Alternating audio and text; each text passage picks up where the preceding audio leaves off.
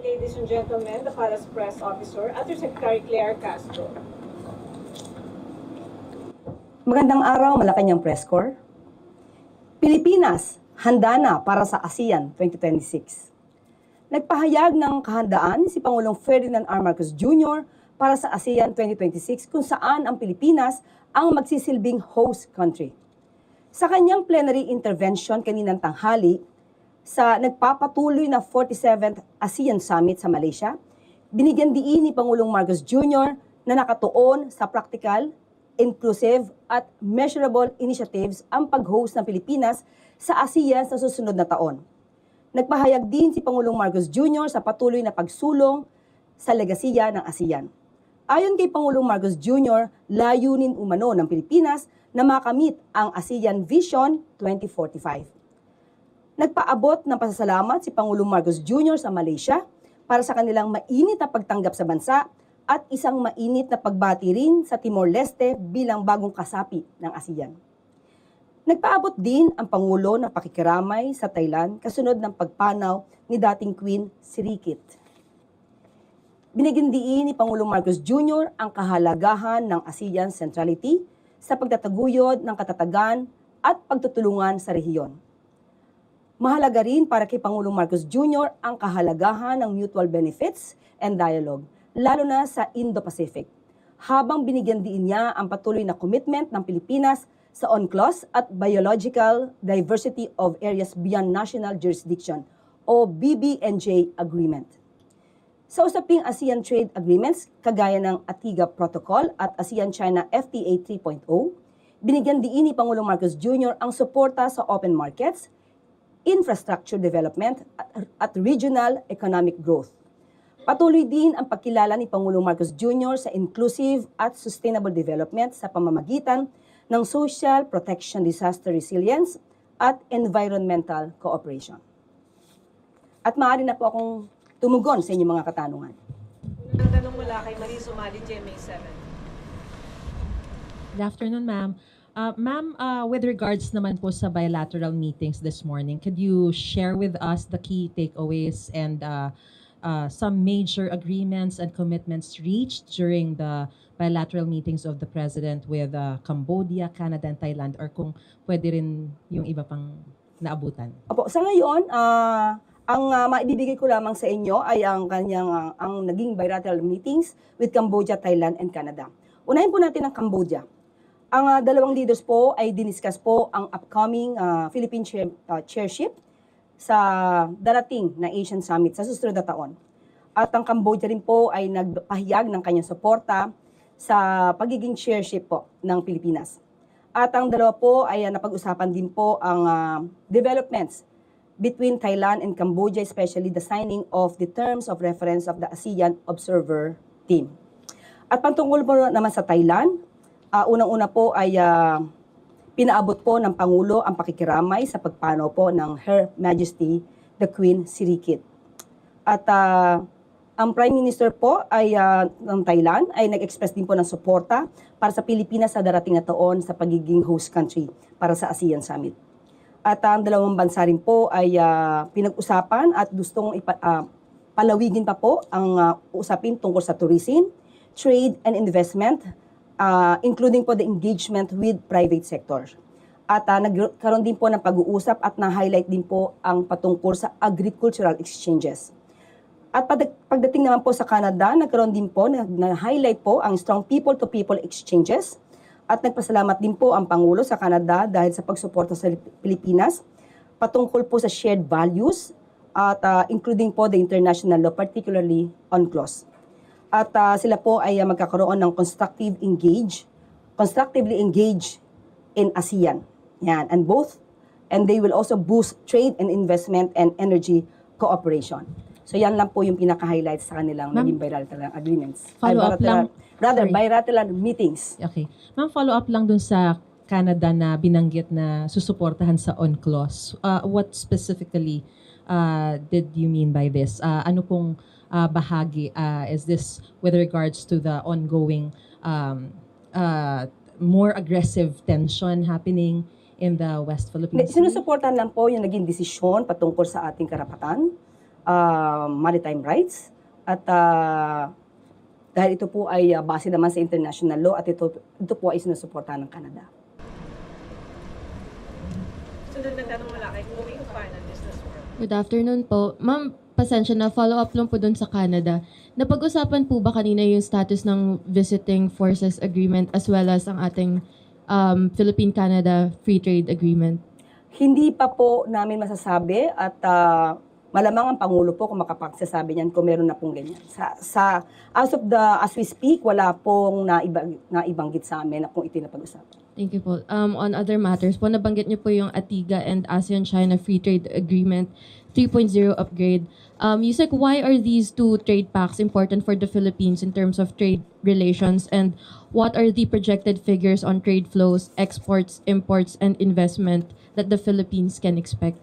Okay, natanong po natin mismo si Secretary Tess Lazaro at ibibigay ko po ang kanyang pahayag patungkol po dito. The ASEAN-China Free Trade Area or ACFTA has long been one of the ASEAN's most important economic partnerships.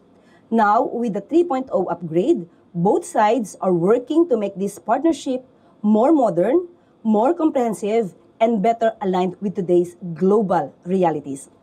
The upgraded protocol opens new opportunities for high-impact cooperation in areas that are increasingly vital to our region's future, from the green and digital economies to sustainable supply chain connectivity. It also provides fresh pathways to empower micro, small, and medium enterprises, enabling them to participate more fully in the regional value chains. At the same time, the strengthened frameworks on fair competition and consumer protection will help ensure that the benefits of growth are inclusive, broad-based, and sustainable. The original ACFTA provides guidance in the following aspects of trade: trade in goods, rules of origin, customs procedures and trade facilitation, standards, technical regulations, and conformity assessment procedures, sanitary and phytosanitary measures, trade in services, investment, and economic and technical cooperation. The ACFTA 3.0 upgrade now includes guidance on competition and consumer protection, digital economy, green economy, supply chain connectivity, and micro, small, and medium enterprises. End of quote. At patungkol naman po sa ATIGA. According to Special Assistant to the President for Investment and Economic Affairs in the Philippines, Secretary Frederick Go, and I quote, "The upgrading of the ASEAN Trade in Goods Agreement, or ATIGA, ensures the agreement's continued relevance in addressing contemporary trade challenges. The enhanced agreement offers significant benefits, particularly through improvements in trade facilitation measures, transparency provisions, dispute settlement mechanisms, and the inclusion of new and emerging trade elements. Notably, the mutual recognition of authorized economic operations, or AEOs, will allow certified traders to benefit from expedited cargo clearance throughout ASEAN. Additionally, businesses will find it easier to comply with administrative requirements, self-declaration of origin, the implementation of the Electronic Certificate of Origin, or E-Form D, and acceptance of digital documentations. At mamaya po, ang kabuuang mensahe po ni Secretary Go ay ibibigay ko po sa inyo. Thank you, ma'am. Sunod mula kay Maricel Halili, TV5. Hi ma'am, magandang hapon po. Ma'am, yesterday, Executive Secretary Lucas Bersamin mentioned that they cannot allow indiscriminate freedom to access SALNs. What does it mean? Will the President is still willing to provide a copy of SALN to the public, or pipili na lang ba kung kanino ibibigay? Ano pong ibig sabihin ni E.S. Bersamin when he mentioned that SALNs can be used as a weapon to government officials? Unang-una, nagsalita na po ang Pangulo at siya po ay handa naman pong ibigay at ipakita ang kanyang SALN sa proper authority at meron naman po na tayong rules or procedure na inilahad ang ombudsman at sinabi din naman po dito na lahat ng request for SALN ay pagbibigyan, pero may mga certain guidelines po na ibinigay ang Ombudsman. So, ang ehekutibo po ay tutugon dito. Follow-up, ma'am. Kahapon po natuloy ba yung meeting among cabinet secretaries about the SAL and what was their agreement? Yes, kahapon po nagkaroon po lamang po sila ng informal meeting at napag-usapan nga po na ito na sila na may tutugon base dun po sa procedure ng Ombudsman. At yun na rin po ang sinabi ng ni ES Bersamin na hindi pwedeng magamit ito indiscriminately to, let's say, political attacks or whatever na paaaring maka-discredit sa mga public officials. But still, nandiyan naman po ang procedure na inilahad ng Ombudsman at ang bawat isa naman po ay tutugon dito. Salamat, Yusek. Sunod po mula kay Dexter Cabanza. Philippine Daily Inquirer.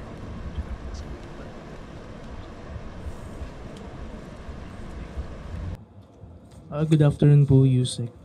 Ombudsman Remulla said na he wanted a review of the drug war cases during the administration of President Duterte. Katanong ko lang po if the President is informed about this move and ano po yung gagawin ng executive to support this move ng Ombudsman. Ang Ombudsman po kasi ay isang independent body, constitutional body. So, wala pong hindi po kailangan nilang mag-report sa Pangulo kung ano po ang gagawin nilang mga aksyon para po sa mga pagtugis sa mga maaaring may sala na mga public officials. So kung ano po ang kakailanganing tulong ng Ombudsman sa mga law enforcement agencies to get the, let's say, data or facts or reports, yun naman po ay ipagkakaloob. Pero para po ipagpaalam pa sa Pangulo ang gagawin ng Ombudsman, hindi po saklaw ng Pangulo ang anumang aksyon na gagawin po ng Ombudsman, Office of the Ombudsman. Thank you po. Sunod mula kay Joyce Rocamora, Philippine News Agency. Good afternoon, Yusek. Yes po. China and the US held their latest trade talks yesterday po. Is there also going to be a similar meeting between the Philippines and the US economic team, specifically Sec Roque? Sa ngayon po, natanong po natin si Secretary Go at wala pa pong update patungkol po dyan. Hindi po napag-uusapan. Pero for this mission, ma'am, ano yung mga ka-meeting? Sino-sino yung mga ka-meeting ni Sec Roque or Sa ngayon, kasama sa delegation po? opo, sa ngayon po, wala pong pakikipag-meeting ang presidente sa anuman na patungkol po dyan. At yun lamang po ay nagpirma lang po ang ating Secretary Cristina Roque ng 2 agreements. Any agreements, ma'am? Yung Atiga Ayun and lang. opo. Okay. Ma'am, ako na rin. For the Timor-Leste, ma'am, the President already made a statement about it. Meron na po kaming binigay sa Yeah. media. Opo. Can I also make a follow-up? How are we anticipating yung role ng Timor-Leste? The role that they would play once we chair the ASEAN Summit next year? Alam naman po natin na ang bawat miyembro po ng ASEAN ay meron po silang mga goals, shared goals, patungkol po sa ekonomiya, sa security. So asahan po natin lahat ng mga miyembro ng ASEAN, including na po ang bansang Timor-Leste, ay pare-pareho po nagagawa at gagawi dito sa ganitong klaseng goals po. Next question mula kay Richmond Cabello, Daily Tribune. Good afternoon po, Yusek. Maybe just get the palace reaction that dito po kasi sa recent development in the Duterte case in the ICC, ginamit po ng defense team niya yung statement po ni President Marcos Jr. in terms of the ICC jurisdiction issue. Ano po ang masasabi ng palasyo tungkol dito? Sa ating pagkakaalam, ang ICC will base its decision or order or resolution on the Rome Statute. And it will not be guided by the political statements. So, kung yan po ay kanilang gagamitin, depende na po ito sa ICC kung paano po nila itong i-evaluate. But sa aking pagkakaalam ay hindi po sila sumusunod or hindi po sila nai-influence ng anumang political statements. Thank you po, Yusek. Maraming salamat. At para sa good news, ulit, Pilipinas, sumailalim sa kasunduan na naglalayong patatagin ang kalakalan sa ASEAN Summit sa Malaysia. Alinsunod sa direktiba ni Pangulong Ferdinand R. Marcos Jr. na palawakin ang exports, magbigay ng trabaho at patatagin ang product quality, sustainable trade at regional resilience, lumagda ng dalawang kasunduan ang Department of Trade and Industry o DTI nito lamang Sabado sa Malaysia. Kasalukuyang nasa Kuala Lumpur ang Pangulo para magpatuloy o nagpapatuloy ng 47th ASEAN Summit at related summits kasama si DTI Secretary Cristina Roque at ilang pang kabinete nito. Ang kasunduang nilagdaan ng ahensya ay ang ASEAN-China Free Trade Area o ACFTA 3.0 Upgrade Protocol at Second Protocol to amend the ASEAN Trade in Goods Agreement. Sa ilalim ng kasunduan ACFTA 3.0 Upgrade, napagkasunduan ng ASEAN at China na palalimin ang kooperasyon sa digital, green at sustainable trade sa pamamagitan ng improved customs procedures at iba pang trade measures. Inaasahang maraming Pilipino ang makikinabang sa kasunduan na magpapatatag sa tiwala sa e-commerce at cross-border transactions. Samantala, ang ATIGA Second Protocol naman naglalayong i-modernize ang framework ng ASEAN para sa free flow of goods sa rehiyon. Ang mga nasabing kasunduan ay ilan lamang sa mga bunga ng matagumpay na partisipasyon ni Pangulong Marcos Jr. sa ASEAN Summit sa Malaysia. At dyan po nagtatapos ang ating press briefing. Magandang araw para sa bagong Pilipinas.